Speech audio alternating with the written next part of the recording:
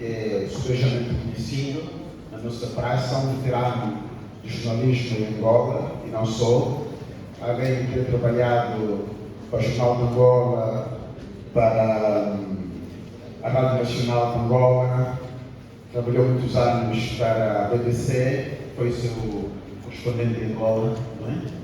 E, além de outros meios, algumas iniciativas privadas, pessoais, como cronista, como Augusto Telmo, teve esse pseudónimo, Telmo Augusto, teve esse pseudónimo em vários jornais, e teve também um blog muito conhecido, o blog da Maianga, onde ele partilhava as suas reflexões, as suas ideias de caráter cívico-político, de intervenção na nossa sociedade, que foi de facto muito interessante e muito proveitoso.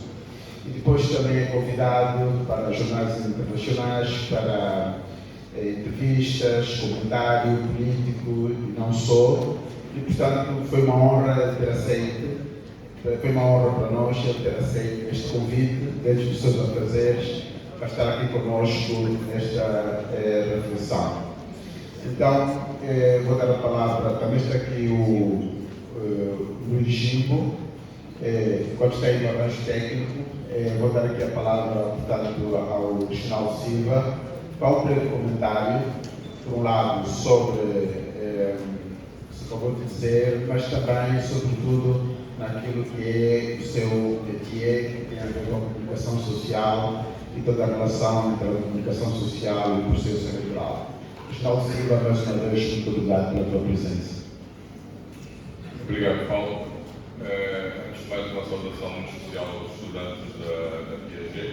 É a primeira vez que eu estou aqui e aceitei o convite também para conhecer a Piaget. De facto, foi uma oportunidade que eu valorizei bastante e cá estou eu para dizer qualquer coisa sobre as eleições.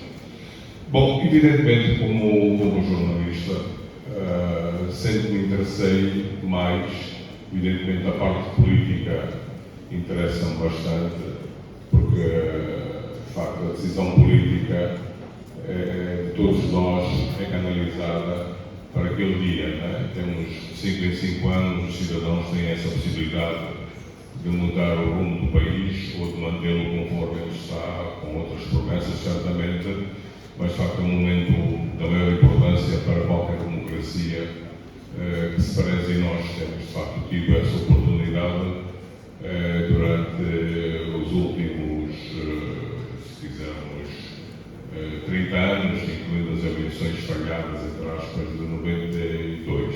Mas depois de 2008, vamos lá, de facto, de forma regular, houve aquele interregno entre 92 e 2008, mas de 2008 para cá, de forma regular, temos sido, de facto, convidados para irmos às urnas, depositarmos o nosso voto, fazermos a nossa opção. Portanto, as eleições, efetivamente, são o momento mais importante da vida de qualquer democracia, na vida de qualquer república que, de facto, optou por este sistema, portanto,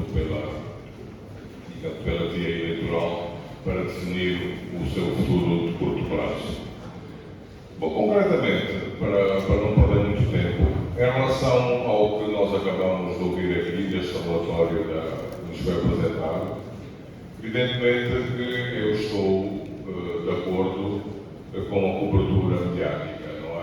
Ou as conclusões ou as referências que se dão aqui neste relatório ao tipo de cobertura mediática que nós tivemos durante as eleições de 24 de agosto do ano passado.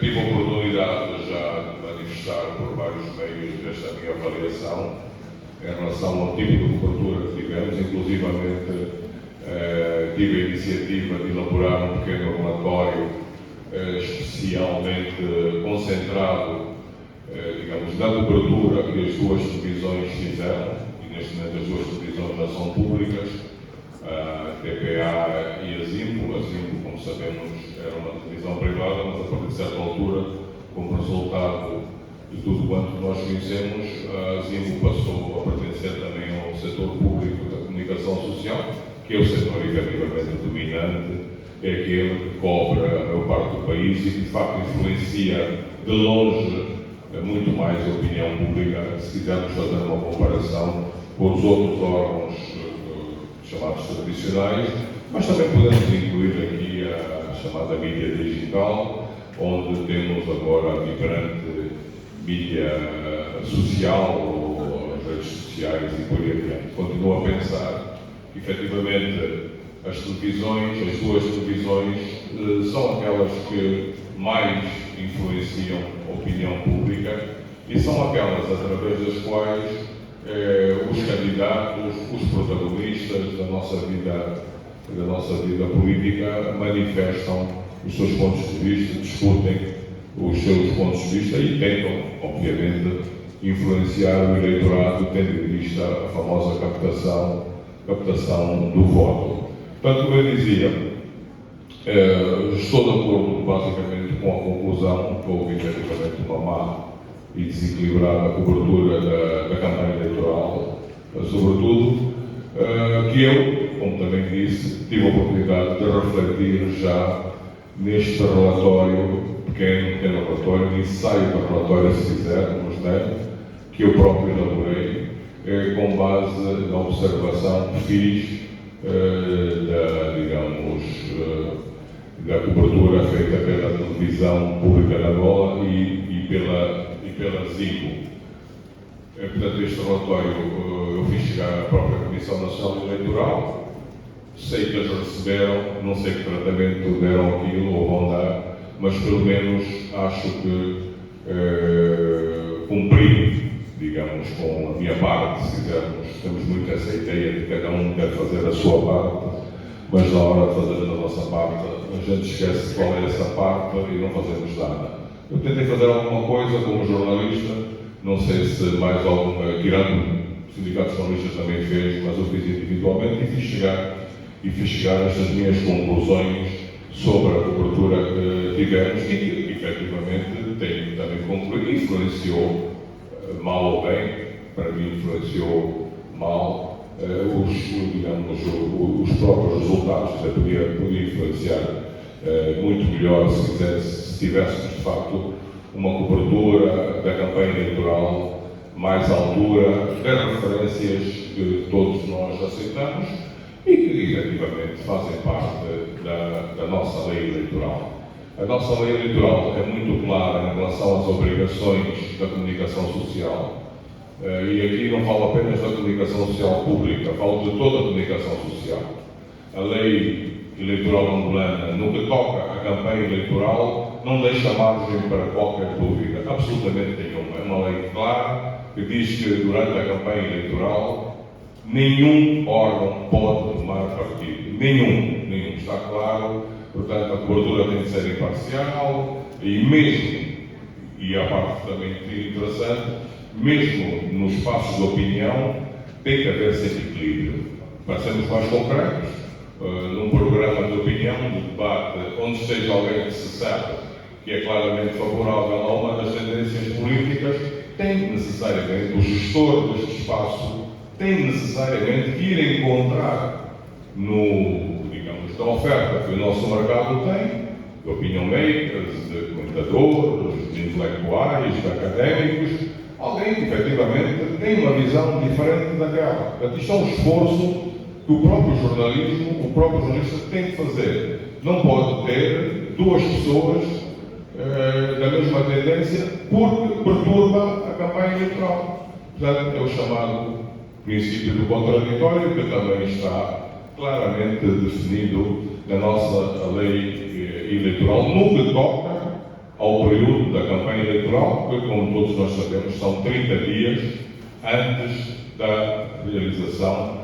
do dia D, quando nós vamos pintar todos o nosso dedo, todos, ou seja, já vimos que não somos nada todos, pelas estatísticas que aqui foram apresentadas, somos cada vez menos angolanos que votam. Eu tenho essa noção, sempre tive essa noção. A nossa população está a crescer exponencialmente, mas nós não sentimos isso refletido nas estatísticas, no número de eleitores registrados e por aí adiante. quanto mais crescemos, se calhar quanto menos votamos, o que não é bom para a nossa própria democracia, o que de facto coloca depois problemas de legitimidade.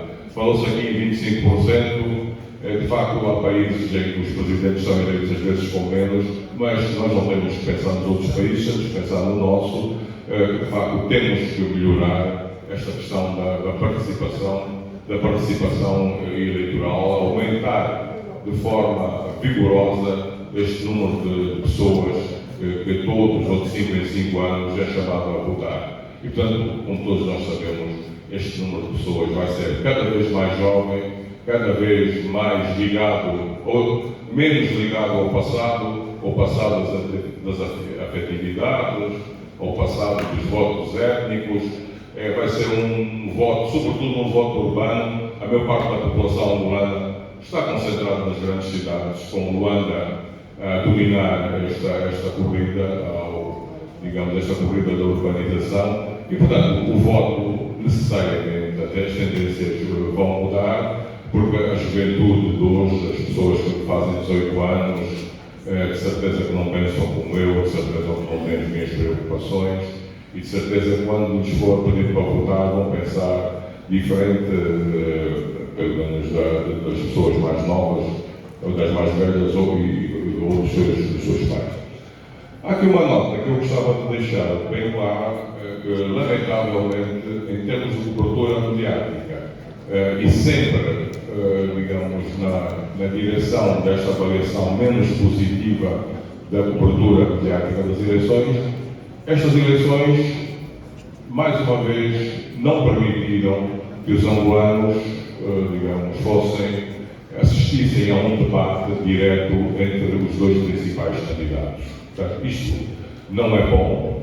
Portanto, Angola continua, digamos, a ter eleições onde não há debate direto entre os dois principais candidatos. Portanto, pensei que este ano pudesse haver essa mudança, pudéssemos ter João Lourenço a debater com Adalberto Costa Júnior, que tivéssemos ter de facto esta grande novidade, mas, mais uma vez, digamos, a mídia, não sei se fez algum esforço, não faço a mínima ideia, eventualmente poderá ter convidado os dois para um debate, mas não tivemos este debate, não é?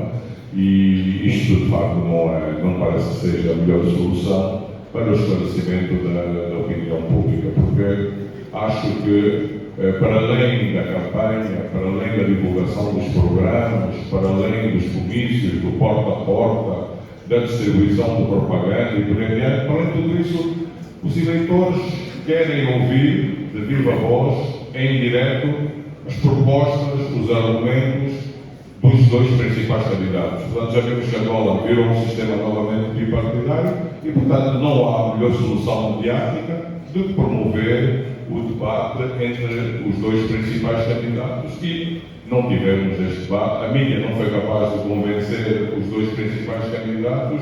Não sei se tentou com um, não sei qual foi a resposta dos dois, mas é uma grande falha, uma grande lacuna da nossa cobertura eleitoral. Portanto, na primeira intervenção, não sei se vai haver mais, a minha opinião é esta: tivemos uma cobertura muito má da mídia pública, e falo sobretudo das duas televisões, da TPA e da Zimbo. Os debates, em termos de opinion makers, tirando uma outra exceção, em que de facto sentia que havia este contraditório, de uma forma geral, os debates que eu tive a oportunidade, pelo menos, de vir acompanhando, eram muito marcados, por um lado só, da nossa vida política. A própria cobertura jornalística, digamos, nós temos a cobertura jornalística, aquela que aparece no princípio, onde cada partido é dado em função da definição do editor há algum tempo, para mostrar o que é que fez nesta terça-feira. No dia seguinte temos a nova agenda. Portanto, sentia-se também neste lado, havia de facto este desequilíbrio, mas o que mais me preocupou foi efetivamente do lado da opinião, do debate. Portanto, foi um debate muito inclinado para um lado, portanto, para o lado do governo, em detrimento do lado dos partidos da oposição. E, portanto, nesse sentido, devo concluir que a mídia, de uma forma geral, no que diz respeito à campanha eleitoral, a mídia não esteve bem. Não tivemos uma mídia, de facto, apostada neste esclarecimento da opinião pública, o que, de facto, não me satisfaz e que eu refleti neste relatório que eu fiz chegar à Comissão Nacional Eleitoral e que, eventualmente, poderei fazer chegar a cada um dos presentes aqui, se estiverem interessados. Não sei se era esse o tempo que eu tinha falta. Minutos. Não sei, talvez seja muito obrigado, Reginaldo Silva, por estas chegas. De facto, o Reginaldo já fez várias vezes referência a este relatório. Não sei se depois foi divulgado para o grande público, mas de facto é um relatório interessante para termos um pouco mais de conhecimento, sobretudo as pessoas que se dedicam a estes estudos, a investigação sobre isso, porque uma coisa são notícias que a gente consome no imediato, outra coisa são estudos mais profundos que levam mais tempo, não é? No caso do início deste relatório, as eleições já aconteceram bem há 7 meses, mas precisamos sempre de tempo, calma e análise e ponderação para se poder ter os contornos de todo o processo complexo, que não está terminado e ainda vai continuar. Talvez daqui a um ano poderão aparecer outros relatórios muito mais, com mais elementos. Pronto, vamos agora passar a palavra ao Luís Chico. Luís Chico também se dedica ao estudo sobre as eleições, além da observação eleitoral. Ele que é um académico também e colabora com centros de pesquisa na área eleitoral, na África Austral, principalmente este centro da África do Sul, e aqui em Angola também como no Observatório Eleitoral. Portanto, também agradecemos ao Luís, que rapidamente se prontificou estar aqui conosco para também tecer alguns comentários sobre isso. O Luís também é um conhecedor profundo, quer do nosso sistema eleitoral, quer da participação eleitoral, quer da questão da própria contagem, digamos assim, dos votos. Ele está muito por dentro disso. Então, Luís, mais uma vez, muito obrigado pela tua presença. Obrigado. Saudações especiais aos estudantes. Esta é uma oportunidade que se tem de falar sobre eleições do ponto de vista acadêmico, a partir das conclusões que o trabalho excelente da equipa de pesquisa e da Universidade. Ora, eu vou. Estas questões parecem tão complexas, mas não, academicamente não. E vou agarrar a uma expressão do Van Geert, espero ter dito corretamente o seu nome, Wegeert, quando disse que os estudos sociais não são exatos, são comportamentos com várias variáveis, mas o processo eleitoral é matemática, é número, é exato.